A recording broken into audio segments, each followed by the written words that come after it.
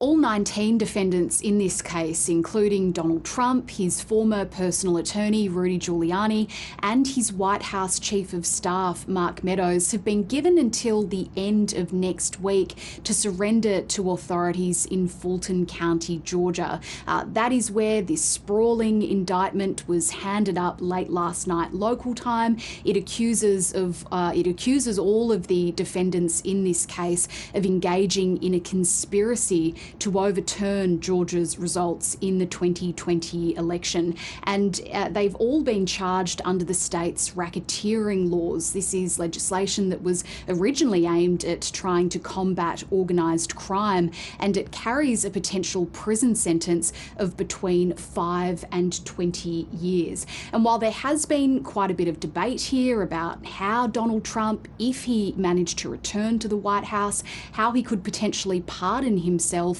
of any federal crimes that he was convicted of, or how he could potentially shut down those cases if they hadn't got to trial yet. That wouldn't be an option in Georgia. He's facing state offences there, and a state-appointed board decides pardons in Georgia.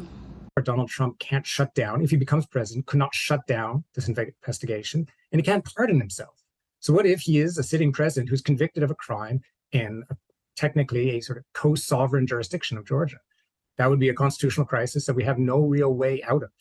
We haven't heard at this point in time when he is planning on making his way to Fulton County, but he has reiterated his false claims of election fraud in Georgia, and he says that he'll be holding a press conference on Monday local time and presenting a report that he says would exonerate him of these new charges. He's also continued to criticise the district attorney in Fulton County, Democrat Fani Willis. He argues that she is biased against him and pursuing bogus indictments to try to interfere in next year's presidential race.